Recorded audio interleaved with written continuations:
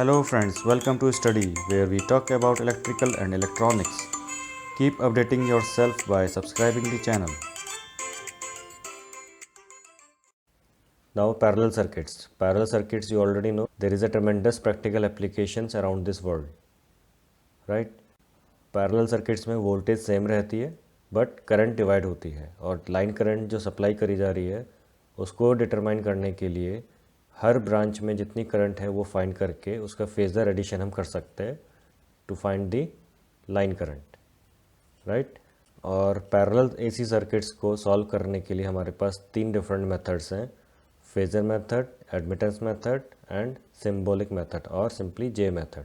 इन तीनों में से हम किसी को भी अप्लाई कर सकते हैं। So first understand the phasor method. ये सर्किट डायग्राम है जिसमें सीरीज़ पैरेलल कॉम्बिनेशन बनाया हुआ है आरएलसी का, राइट। ब्रांच 1 जिसमें करंट I1 फ्लो हो रहा है, ब्रांच 2 I2 करंट फ्लो हो रहा है, ब्रांच 3 I3 फ्लो हो रहा है, राइट। सप्लाइड वोल्टेज V है। तो सबसे पहले फेज़र डायग्राम बनाएंगे तो इसमें V को हम रेफरेंस फेज़र लेंगे। So this is V and current I1, I2, I3 can be leading or lagging depending on the circuit's behaviour. हर ब्रांच में जो सर्किट बिहेवियर हो रहा है वो या तो इंडक्टिव हो सकता है या कैपेसिटिव हो सकता है। So we are not considering the any special case. मैं सिर्फ फेज़ एंगल φ1, φ2, φ3 बनाऊंगा और ये फाइंड करने के लिए कि करंट I को कैसे फाइंड करते हैं, और फेज़ एंगल्स बनाने के बाद सिंपली फेज़र करंट I मैं ड्रॉ करूँगा। So let's say this is current I1, φ1 angle से ये लैग कर रहा है with respect to voltage V। Similarly current I2 lead कर रहा है, करंट I3 लीड कर रहा है φ2 एंड φ3 एंगल से। Next is I will draw parallelogram using current I1 and I2.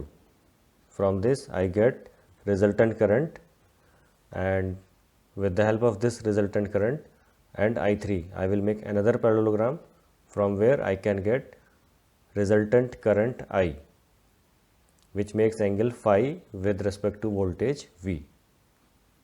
Right? In this way you can draw the phasor diagram of series parallel combination. अब आगे की एनालिसिस करने के लिए मैं क्या कर रहा हूँ, ब्रांच वाइज मैं कुछ पैरामीटर्स फाइंड करूँगा। सो इस ब्रांच को मैं ब्रांच 1 कंसिडर कर रहा हूँ। So for branch 1 I have impedance Z1 equals to under root R1 square plus XC1 minus XL1 whole square. I am considering capacitive effect is more than inductive effect, okay, and I1 will be equals to V upon Z1. Phase angle φ1 is equals to tan inverse XC1 minus XL1 upon R1, right. Similarly for branch 2 we have impedance Z2 equals to under root R2 square plus XL2 minus XC2 का whole square, current I2 equals to V upon Z2, phase angle φ2 equals to tan inverse XL2 minus XC2 upon R2। यहाँ पे inductive effect को ज़्यादा consider कर लिया capacitive effect से। And for branch 3 impedance Z3 equals to under root R3 square plus XL3 minus XC3 का whole square, current I3 equals to V upon Z3, phase angle φ3 equals to tan inverse XL3 minus XC3 upon R3. Okay, now from the phasor diagram we can get the real component and imaginary components separately. तो phasor diagram में check करो, current I का real component क्या होगा I cos phi, और बाकी जो 3 currents हैं I1, I2, I3 इनके भी रियल कंपोनेंट्स क्या होंगे, सेम फेज में होंगे और वो होंगे I1 cos phi 1, I2 cos phi 2, I3 cos phi 3। तो ये कंपोनेंट्स हो गए एक्स एक्सिस के अलोंग। सिमिलरली वाई एक्सिस के अलोंग कंपोनेंट्स क्या होंगे, रिजल्टेंट करंट का कंपोनेंट होगा I sin phi, बाकी 3 करंट्स I1, I2, I3 के कंपोनेंट्स क्या होंगे I1 sin phi 1, I2 sin phi 2, I3 sin phi 3। So we can write component of resultant current I along x axis is given as I cos phi equals to I1 cos phi 1 plus I2 cos phi 2 plus I3 cos phi 3। Similarly, component of resultant current I along y axis I sin phi equals to I1 sin phi 1 plus I2 sin phi 2 plus I3 sin phi 3, right? Now from this we can get resultant current I, which is equals to under root I cos phi का whole square plus I sin phi का whole square, right? And replacing those components, we get under root I1 cos phi 1 plus I2 cos phi 2 plus I3 cos phi 3 the whole square plus I1 sin phi 1 plus I2 sin phi 2 plus I3 sin phi 3 the whole square. Also tan phi equals to I sin phi upon I cos phi. From this we can get phi, phase angle phi, equals to tan inverse I1 sin phi 1 plus I2 sin phi 2 plus I3 sin phi 3 upon I1 cos phi 1 plus I2 cos phi 2 plus I3 cos phi 3. Alright, this is done with the phasor method. Next is admittance method. Now this is the circuit diagram, and current I1 is equals to V upon Z1 equals to V upon under root R1 square plus XL1 minus XC1 का whole square. Current I2 equals to V upon Z2 equals to V upon under root R2 square plus XL2 minus XC2 का whole square. And current I3 equals to V upon Z3 equals to V upon under root R3 square plus XL3 minus XC3 का whole square. Right? Let's say overall impedance कितना है circuit का Z. So current I equals to V upon Z. Now performing the phasor sum of currents, we get I equals to I1 plus I2 plus I3. Therefore we have V upon Z equals to V upon Z1 plus V upon Z2 plus V upon Z3. And V is common, cancelled out. So we get 1 upon Z equals to 1 upon Z1 plus 1 upon Z2 plus 1 upon Z3. और आपको already पता है impedance का reciprocal करें तो क्या मिलता है, एडमिटेंस Y. ठीक, तो इस एक्सप्रेशन को हम कैसे लिख सकते हैं फिर, Y equals to Y1 plus Y2 plus Y3. Current को कैसे लिख सकते हैं, V अपॉन Z that equals to V into Y. और आपको इम्पिडेंस ट्राइंगल याद होगा, ये डायग्राम बनता है इम्पिडेंस ट्राइंगल का. और इसमें ही अगर मुझे एडमिटेंस ट्राइंगल बनाना है तो मैं रेजिस्टेंस वाली लाइन पर एक मिरर रख दूंगा, उसका एक मिरर इमेज बन जाएगा, वो मेरे लिए एडमिटेंस ट्राइंगल का काम करेगा. So this triangle is for admittance triangle, जिसमें R की जगह G लिख दिया है, X की जगह B लिखा है एंड Z की जगह Y लिखा है. ठीक, that means it is reflecting the inverse relation. So conductance G is given as G equals to Y cos phi equals to 1 upon Z into R upon Z. This equals to R upon Z square. So G equals to R upon R square plus X square, where X is the difference between the inductive and capacitive reactance. And susceptance B is given as B equals to Y sin phi equals to 1 upon Z into X upon Z equals to X upon Z square. So B equals to X upon R square plus X square. और admittance triangle से देखो तो Y equals to क्या मिलेगा, under root G square plus B square. Phi क्या होगा, tan inverse B upon G. Next है symbolic और J मेथड. इस मेथड में सिंपली आपके पास कॉम्प्लेक्स नोटेशंस में एक्सप्रेशंस होती हैं और उनको आप कन्वर्ट करते हो पोलर फॉर्म में. So from this circuit we have Z1 equals to R1 plus JXL1, Z2 equals to R2 plus JXL2 and Z3 equals to R3 minus JXC. Also I1 equals to V upon Z1 equals to V upon R1 plus JXL1. I2 equals to V upon Z2 equals to V upon R2 plus JXL2. I3 equals to V upon Z3 equals to V upon R3 minus JXC. ठीक है, तो जब ये expressions आप find कर लोगे complex notations में, इसको कैलकुलेटर की हेल्प से आप पोलर फॉर्म में कन्वर्ट करोगे. यहाँ पे हम एक्सप्रेशंस को कन्वर्ट नहीं कर सकते क्योंकि यहाँ पे कोई वैल्यूज़ गिवन नहीं है. Right, let's solve some numericals. A capacitor of 100 ohm reactance is connected in parallel with a coil of 70.7 ohm resistance and 70.7 ohm inductive reactance to a 250 volt AC supply. Calculate the supply current and overall power factor. Okay. Now first write what is given in the question. XC equals to 100 ohm, R equals to 70.7 ohm, XL equals to 70.7 ohm and V is 250 volt. Now see the question again. 100 ohm reactance का capacitor है जो connect किया है parallelly coil के साथ. और coil में क्या होता है, रेजिस्टर और इंडक्टर दोनों सीरीज में कनेक्ट होते हैं. तो सर्किट डायग्राम में क्या होगा, RL होगा सीरीज़ में और C होगा पैरेलल में. तो सर्किट डायग्राम इस तरह से बनेगा, राइट। सप्लाई वोल्टेज 250 वोल्ट है, वहाँ से करंट आई फ्लो हो रहा है, और क्योंकि दो ब्रांच पैरेलल में है तो करंट डिवाइड हो रहा है I1 एंड I2। और क्वेश्चन को सॉल्व करने के लिए हम फेजर मेथड का यूज़ करने वाले हैं। So current I1 is given as V upon Z1 equals to V upon under root R square plus XL square. This equals to 250 upon under root 70.7 square plus 70.7 square equals to 250 upon 100 equals to 2.5 ampere. Phase angle φ1 कितना होगा, tan inverse XL upon R equals to tan inverse 70.7 upon 70.7 equals to 45 degree, और क्योंकि inductive case है तो lagging होगा। Similarly current I2 equals to V upon XC equals to 250 upon 100 equals to 2.5 ampere. Phase angle φ2 क्या होगा, tan inverse XC upon R equals to tan inverse 100 upon 0, why resistance नहीं है यहाँ पे, equals to 90 degree, and this case is leading.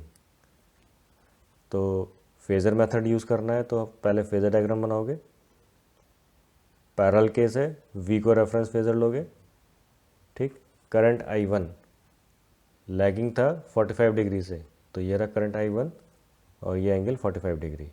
Current I2 lead कर रहा है 90 degree से, तो this is current I2 90 degree, and I1 I2 का resultant gives you resultant current I, which makes angle phi with respect to V. So I can find I cos phi equals to I1 cos phi 1 plus I2 cos phi 2 equals to 2.5 cos. Now see phi 1 is lagging, so we use the minus 45 degree angle. Okay, so cos minus 45 degree plus 2.5 cos 90 degree equals to 2.5 into 0.707 plus 2.5 into 0. This equals to 1.768 ampere. Similarly, I sin phi equals to I1 sin phi 1 plus I2 sin phi 2 equals to 2.5 sin minus 45 degree plus 2.5 sin 90 degree equals to 2.5 into minus 0.707 plus 2.5 into 1. This equals to 0.732 ampere. So total supply current can be written as I equals to under root I cos phi whole square plus I sin phi whole square. So replacing those values, this equals to under root 1.768 whole square plus 0.732 whole square equals to 1.914 amperes.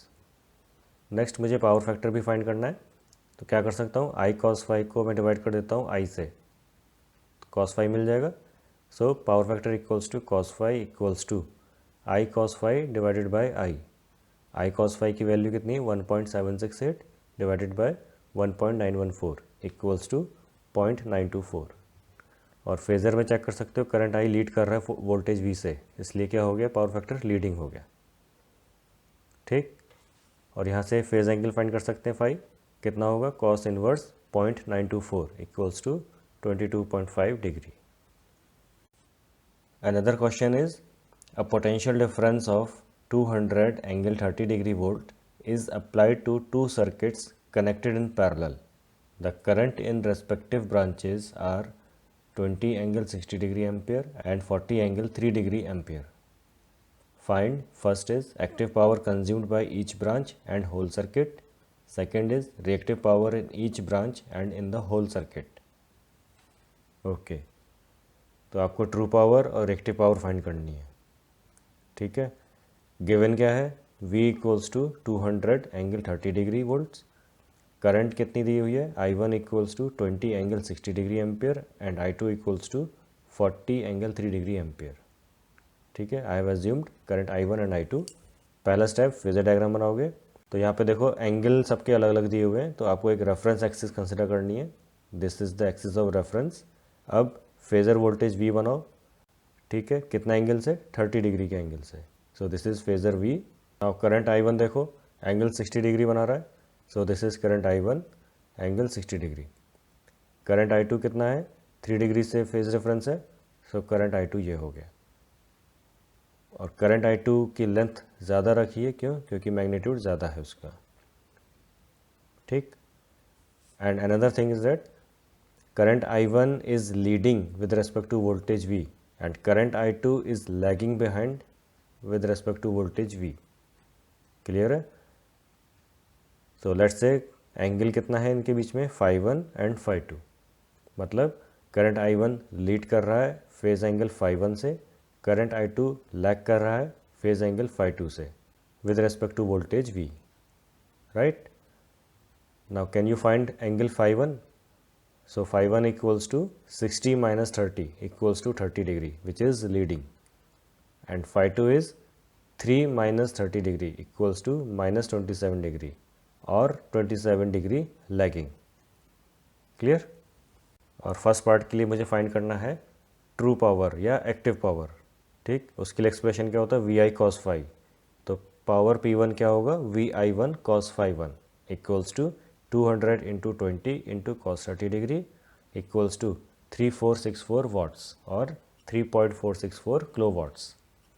Right. P2 क्या होगा, V I two cos phi two equals to 200 into 40 into cos 27 degree equals to 7128 watts or 7.128 kilowatts, and total true power is given as P1 plus P2 equals to 3.464 plus 7.128 equals to 10.592 kilowatts. Right. अब second part में मुझे reactive power find करनी है. उसके लिए क्या formula है, V I sine phi. So I will use Q1 equals to V I one sine phi one equals to 200 into 20 sin 30 degree equals to 2000 VAR or 2 kVAR. Right. Q2 equals to VI2 sin phi 2 equals to 200 into 40 into sin 27 degree equals to 3632 VAR or 3.632 VAR. Right. So total reactive power is given as Q1 plus Q2. Q1 plus Q2 equals to 2 plus in bracket minus 3.632. Why I am using minus sign here? Because Q1 is leading and Q2 is lagging. Okay. So this equals to minus 1.632 kVAR, or we can write 1.632 kVAR lagging. Now another question. Two impedances Z1 equals to 10 plus J15 ohms and Z2 equals to 6 minus J8 ohms are connected in parallel. RMS value of total current is 15 plus J0 ampere. Find the power taken by each impedance. Okay. दो impedance दी हुई है, parallel connected है, तो circuit diagram इस तरह से बनेगा. Parallel में दो इम्पिडेंस कनेक्ट कर दिए, Z1 Z2, current I1 I2 flow हो रहा है, सप्लाई वोल्टेज V है जिससे करंट I फ्लो हो रहा है. ठीक. So here Z1 equals to 10 plus J15 ohm, Z2 equals to 6 minus J8 ohm and current I equals to 15 plus J0 ampere. ठीक है. अब मुझे पावर फाइंड करनी है, तो पहले मैं करंट फाइंड कर लेता हूँ क्योंकि वोल्टेज तो सेम रहेगा. तो करंट फाइंड कर लेता हूँ I1 and I2. So using the current divider rule, current I पता है मुझे, करंट I1 फाइंड करने के लिए करंट डिवाइडर रूल क्या होगा, Z2 upon Z1 plus Z2 into I. Right. So this equals to 6 minus J8 upon 10 plus J15 plus 6 minus J8 into 15 plus J0. Solving this, 15 into 6 minus J8 upon 16 plus J7. अब इस expression को आप convert करोगे polar form में with the help of scientific calculator. So this equals to 15 into 10 angle minus 53.13 degree divided bye 17.464 angle 23.63 degree. After solving this we get 8.589 angle minus 76.76 degree. Similarly, you can find I2.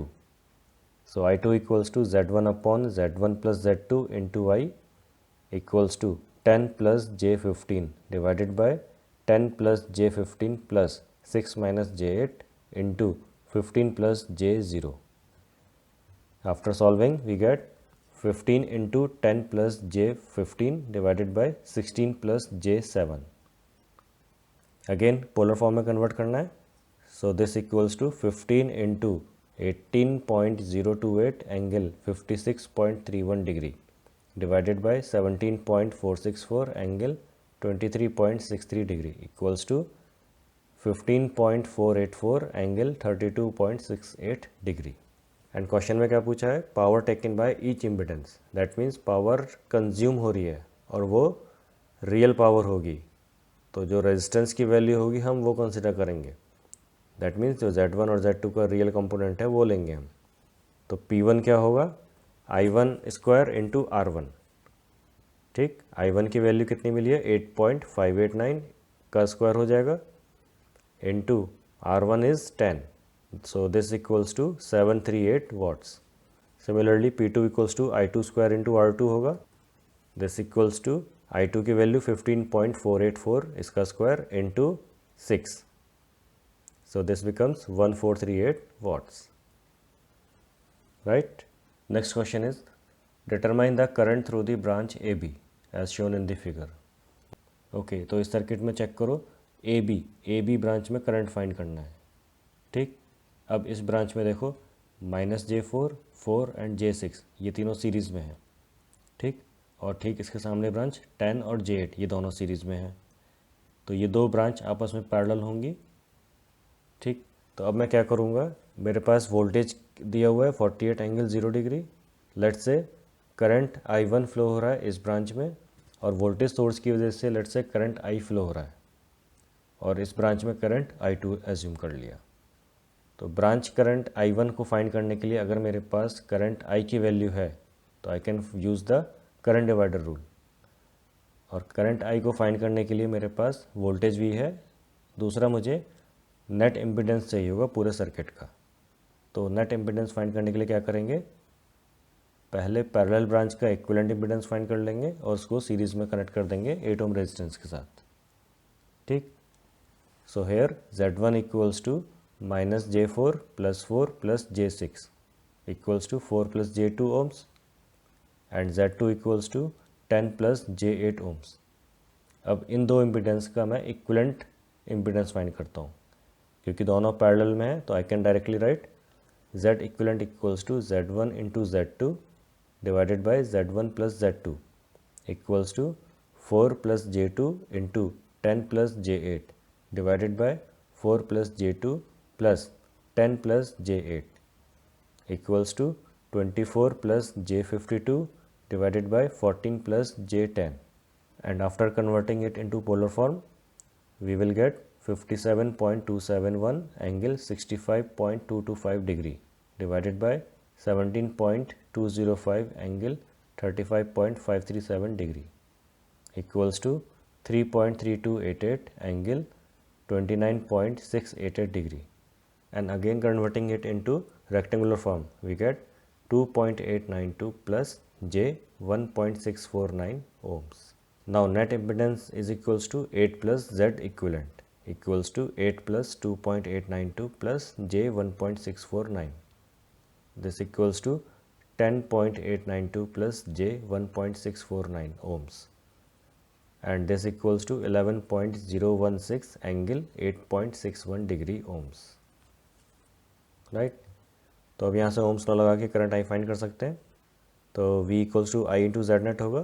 तो I can write I equals to V upon Z net equals to 48 angle 0 divided by 11.016 angle 8.61 equals to 4.448 angle minus 8.61 degree amperes. Now using current divider rule you can find current in branch AB. So I can write IAB equals to Z2 upon Z1 plus Z2 into I. This equals to 10 plus J8 upon 14 plus J10 into 4.448 angle minus 8.61 degree. This equals to 12.806 angle 38.66 degree into 4.448 angle minus 8.61 degree divided by 17.205 angle 35.537 degree.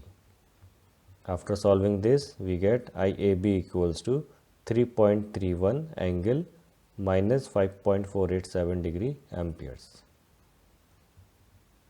तो इस तरह से आप question solve कर सकते हो। मैंने आपको different variety of question solve करके दिखाए हैं। Now you have to do a lot of practice. Okay, thank you for watching. You may spread the knowledge by sharing the link, and for more updates, please subscribe the channel.